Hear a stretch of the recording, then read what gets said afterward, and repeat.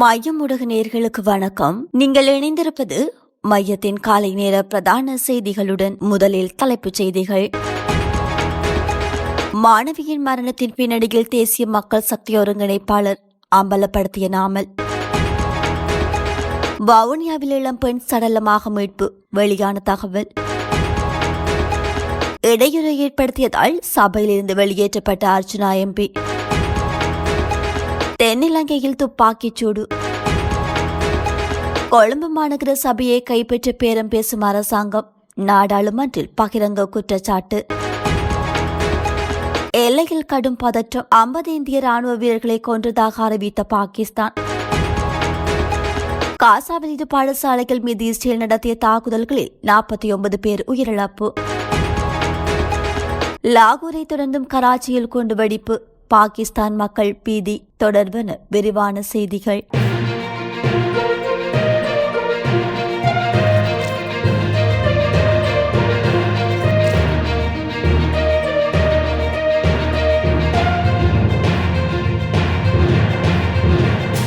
கொட்டாஞ்சேனையில் ஒரு மாணவியை பாலியல் ரீதியாக துன்புறுத்தியதாக குற்றம் சாட்டப்பட்ட கணித ஆசிரியர் மத்திய கொழும்புக்கான தேசிய மக்கள் சக்தி ஒருங்கிணைப்பாளர் என நாடாளுமன்ற உறுப்பினர் நாமல் ராஜபக்ஷ சுட்டிக்காட்டியுள்ளார். குறித்த விடயத்தை நேற்று நாடாளுமன்றத்தில் கலந்து கொண்டு உரையாற்றும் போதே அவர் குறிப்பிட்டுள்ளார். அவர் ஒரு தேசிய மக்கள் சக்தியின் ஒருங்கிணைப்பாளராக இருப்பதால் இந்த சம்பவம் தொடர்பான விசாரணைகளை அரசாங்கம் அடக்க முயற்சிக்கிறதா என அவர்கள் சந்தேகிப்பதாக அவர் குறிப்பிட்டுள்ளார். பிரேத பரிசோதனை அறிக்கையில் சிறுமியின் மனநலம் குறித்து எவ்வாறு குறிப்பிடப்பட்டிருக்கும் என அவர் சந்தேகம் வெளியிட்டதுடன் சிறுமியின் மரணத்திற்கு தாமதிக்காத நீதியை பெற்று தருமாறும் அவர் கோரிக்கை விடுத்துள்ளார். மேலும் இது தொடர்பில் நாடாளுமன்ற உறுப்பினர் மனோ கணேசன் சபையில் கேள்வி எழுப்பியிருந்தமை குறிப்பிடத்தக்கது. வவுனியா ராசேந்திரகுளம் கிராமத்தில் நேற்றிரவு இளம்பெண் ஒருவர் தவறான முடிவெடுத்து உயிரிழந்த நிலையில் சடலமாக மீட்கப்பட்டுள்ளார். 24 வயதுடைய தவகுலசிங்கம் திவ்யா என்பவரே இவ்வாறு சடலமாக மீட்கப்பட்டுள்ளார். குறித்த விடயம் தொடர்பில் மேலும் தெரிய வருகையில், குறித்த பெண் நீண்ட நேரமாக அவரது வீட்டு அறையில் அமைதியாக இருந்தமையை அடுத்து வீட்டார் அறையின் கதவினை திறந்து பார்த்த சமயத்தில் வீட்டின் கூரையின் மேற்பகுதியில் துணியின் மூலம் தூக்கில் தொங்கிய நிலையில் சடலமாக காணப்பட்டுள்ளார். சடலம் பிரேத பரிசோதனைகளுக்காக வவுனியா மாவட்ட பொது வைத்தியசாலையில் வைக்கப்பட்டுள்ளது. பெண்ணின் மரணம் தொடர்பிலான விசாரணைகளை நெல்லுக்குளம் போலீசார் முன்னெடுத்து வருகின்றனர்.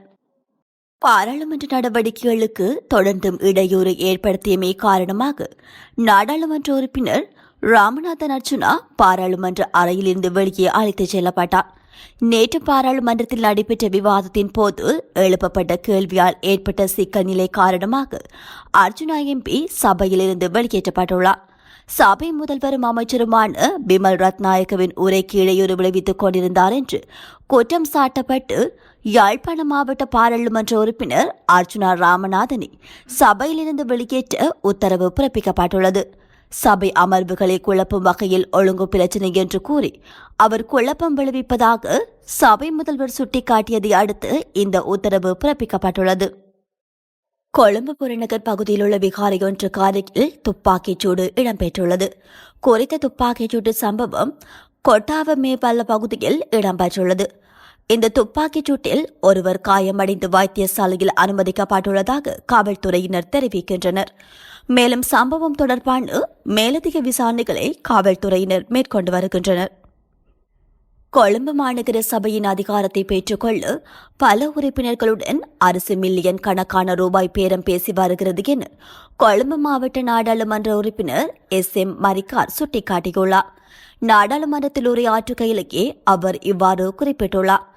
அரசாங்கம் மக்களுக்கு இதுவரை காலமும் தெரிவித்து வந்த பொய்களுக்கு மக்கள் உள்ளூராட்சி மன்ற தேர்தலில் அரசாங்கத்துக்கு பதிலளிக்கின்றனர்.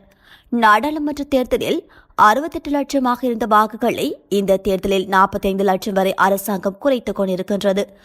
அதனால் தற்போதாவது பொய் கூறுவதை நிறுத்தி அரசாங்கம் மக்களுக்கு தெரிவித்த விடயங்களை மேற்கொள்ள வேண்டும். அரசாங்கம் 23 லட்சம் வாக்குகளை இழந்துள்ளது. அதேபோன்று அதிகமான உள்ளூராட்சி மன்றங்களில் ஆட்சியை அமைக்க முடியாத நிலை அரசாங்கத்துக்கு ஏற்பட்டுள்ளது. ஒரு சில மன்றங்களில் உறுப்பினர்களின் எண்ணிக்கை சமமாக இருக்கின்றன. அதனால் மற்றவர்களின் உதவியை பெற்றுக்கொள்ள வேண்டிய நிலை ஏற்பட்டுள்ளது. அவர்களை தவிர அனைவரையும் திருடர்கள் என தெரிவித்த இவர்கள் தற்போது எப்படி மற்றவர்களின் அதவை பெற்ற முடியும்? அதேபோன்று கொழும்பு மாநகர சபையின் ஆட்சியை அமைப்பதற்கும் அரசாங்கத்திற்கும் முடியாமல் இருக்கின்றது. அதனால் தற்போது உறுப்பினர்களை பெற்றுக்கொள்ள மில்லியன் கணக்கில் பேரம் பேசப்பட்டு வருகின்றது என்று அவர் குறிப்பிட்டுள்ளார். எல்லைப் பகுதியில் 50 இந்திய ராணுவ வீரர்களை கொன்றுள்ளதாக பாகிஸ்தான் உரிமை கோரியுள்ளது. இந்தியா மற்றும் பாகிஸ்தான் நிர்வகிக்கும் காஷ்மீர் பகுதிகளை பிரிக்கும் கட்டுப்பாட்டு கோட்டில் நடைபெற்ற மோதல்களில் இந்தியாவின் 40 முதல் 50 வரையான சிப்பாய்கள் கொல்லப்பட்டுள்ளதாக பாகிஸ்தான் தகவல் மற்றும் ஒலிபரப்பு அமைச்சர் அதாவுல் தாரார் தெரிவித்துள்ளார்.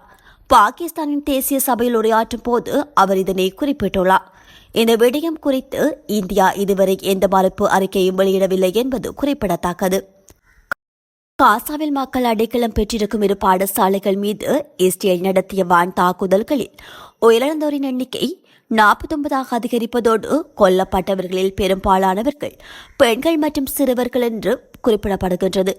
காசாவில் இஸ்ரேல் உதவிகளை முடக்கி 2 மாதங்கள் கடந்திருக்கும் நிலையில் அங்கு கடும் உணவு பற்றாக்குறை நிலவும் சூழலிலேயே தொடர்ந்து உக்கிர தாக்குதல்கள் இடம்பெற்று வருகின்றன. இந்த நிலையில் அல்பிரேஜ் அகதி முகாம் மற்றும் காசா நகரில் உள்ள 2 பாடசாலைகளை இலக்கு வைத்து கடந்த செவ்வாய்க்கிழமை இரவு மற்றும் நேற்று அதிகாலையில் தாக்குதல்கள் இடம்பெற்றுள்ளன. இதில் அல்பிரேஜ் அகதி முகாமில் உள்ள மக்கள் அடைக்கலம் பெற்றிருக்கும் அபு ஹமிசா பாடசாலை மீது நடாத்தப்பட்ட தாக்குதலில் 33 பேர் கொல்லப்பட்டிருப்பதோடு சுமார் 73 பேர் காயமடைந்திருப்பதாக பலஸ்தீன செய்தி நிறுவனமான வபா குறிப்பிட்டுள்ளது. இதன்போது இந்த பாடசாலை இருமுறை இலக்கு வைக்கப்பட்டிருப்பதாகவும் தெரிவிக்கப்பட்டுள்ளது. இந்த நிலையில் காசா நகரின் கிழக்கே உள்ள அல்கரமா பாடசாலை மீது நேற்று காலை இடம்பெற்ற தாக்குதலில் கொல்லப்பட்ட பலஸ்தீனர்களின் எண்ணிக்கை 16 அதிகரித்துள்ளது என வபா செய்தி நிறுவனம் தெரிவித்துள்ளது. அதேபோன்று வடக்கு காசாவின் ஜபலியா நகரில் உள்ள வீடொன்றின் மீது நடாத்தப்பட்ட தாக்குதலில் 3 கொல்லப்பட்டிருப்பதோடு தெற்கு நகரான கான்யூனிஸில் உள்ள மற்றொரு வீட்டின் மீது இடம்பெற்ற தாக்குதலில் தந்தை, அவரது குழந்தைகள் மற்றும் உறவினர்கள் 5 உட்பட 8 பேர் கொல்லப்பட்டுள்ளனர். காசாவில் கடந்த மார்ச் நடுப்பகுதியில் 2 மாத போர் நிறுத்தம் முறிந்ததை அடுத்து இஸ்ரேல் தாக்குதல்களை ஊக்கப்படுத்தியுள்ளது. இதில் ரபா நகரின் எகிப்து எல்லையை ஒட்டிய பகுதியை கட்டுப்பாட்டில் வைத்துள்ள இஸ்ரேல் அங்குள்ள வீடுகள் மற்றும் கட்டிடங்களை வெடிவைத்து தகர்த்தி வருவதாக குடியிருப்பாளர்கள் மற்றும் ஹமாஸ் தரப்பினர் குறிப்பிட்டுள்ளனர். காசாவில் 3/2க்கும் மேற்பட்ட நிலப்பகுதியை இஸ்ரேல் ஏற்கனவே கைப்பற்றியுள்ளது. அங்கு இஸ்ரேல் உருவாக்கி வரும் பாதுகாப்பு வலயங்கள் என்று குறிப்பிடப்படும் பகுதியில் இருக்கும் மக்கள் வெளியேற்றப்பட்டு கட்டிடங்கள் தகர்த்தப்பட்டு வருகின்றமை குறிப்பிடத்தக்கது. இந்த நிலையில் காசாவில் தாக்குதலை விரிவுபடுத்துவதற்கு இஸ்ரேலிய பாதுகாப்பு அமைச்சரவை ஒப்புதல் அளித்துள்ளது.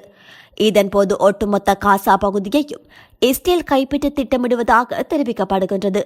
அதேபோன்று காசாவுக்கான உதவி விநியோகங்களையும் இஸ்ரேல் கட்டுப்படுத்த திட்டமிடுவதோடு ரபா நகர் புனித மனிதாபிமான வலயமாக மாற்றப்பட வாய்ப்பிருப்பதாக இஸ்ரேல் அதிகாரிகளை மேற்கோள் கோட்டி டாய்டஸ் செய்தி வெளியிட்டுள்ளது.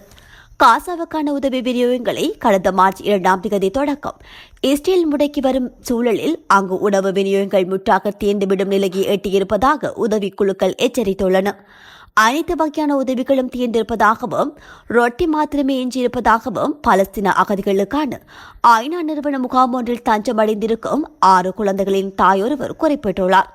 இஸ்ரேல் இந்த முற்றுகைகளை அகற்றிக் கொள்ள வேண்டும் என்று அந்த ஐநா நிறுவனம் எக்ஸ் சமூக தளத்தில் குறிப்பிட்டுள்ளது.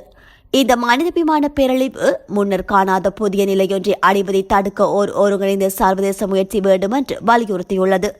காசாவில் போர் நிறுத்தம் பற்றிய எதிர்பார்ப்பு குறைந்திருக்கும் நிலையில் மத்தியஸ்த பணியில் ஏற்பட்டு வரும் எகிப்து மற்றும் கட்டார் நேற்று வெளியிட்ட கூட்டு அறிக்கையில் காசாவில் மனிதாபிமான நெருக்கடியொன்றை கையாள்வதற்கு தொடர்ச்சியான மத்தியஸ்த முயற்சியில் ஈடுபடுவதாக உறுதியளித்துள்ளன. ஆபரேஷன் சிந்தூர் என்ற பெயரில் பாகிஸ்தானில் உள்ள பயங்கரவாதிகளுக்கு எதிரான ராணுவ நடவடிக்கையை வான்வெளி தாக்குதலை மத்திய அரசு நடாத்தியது. இதனையடுத்து இந்தியா பாகிஸ்தான் இடையே போர் பதற்றம் நிலவி வரும் நிலை ஏற்பட்டுள்ளது. பாகிஸ்தானின் முக்கிய நகரமான லாகூரில் விமான நிலையம் அருகே நேற்று காலை குண்டு வெடித்தது. விமான நிலையம் அருகே உள்ள கோபால் நகர், நசிரத்பாத் உள்ளிட்ட பகுதிகளில் தொடர் குண்டுவெடிப்பு நடைபெற்றது. அடுத்தடுத்து பலத்த சத்தங்கள் கேட்டதால் மக்கள் கடும் பீதியடைந்துள்ளனர். மேலும் அபாய ஒலி எழுப்பப்பட்டதால் மக்கள் வீடுகளில் இருந்து அவசரமாக வெளியேறினர். மேலும் லாகூர் விமான நிலையத்திலும் அபாய ஒலி எழுப்பப்பட்டது. இதனால் பயணிகள் பீதியடைந்தனர். லாகூரில் குண்டுவெடிப்பு நடந்ததை போலீசார் உறுதி செய்தனர். விமான நிலையத்திற்கு அருகிலுள்ள வால்டன் சாலையில் ஒரு பெரிய குண்டுவெடிப்பு நடந்தது என்றும் ட்ரோன்கள் மூலம் தாக்குதல் நடாத்தப்பட்டிருக்கலாம் என்றும் போலீசார் தெரிவித்தனர். இந்த நிலையில் பாகிஸ்தானின் கராச்சியிலும் குண்டுவெடிப்பு நிகழ்ந்துள்ளதாக தகவல்கள் வெளியாகியுள்ளது. இந்த கால் லாகூரில் வெடிகுண்டு தாக்குதல் நிகழ்ந்த நிலையில் தற்போது கராச்சியிலும் வெடிகுண்டு தாக்குதல் நடாத்தப்பட்டுள்ளது. பயங்கர சத்தத்துடன் குண்டு வெடித்ததால் கராச்சியில் மக்கள் பதற்றமடைந்தவை குறிப்பிடத்தக்கது. இத்துடன் மையத்தின் காலை நேர பிரதான செய்திகள் நிறைவு பெறுகின்றன. நன்றி.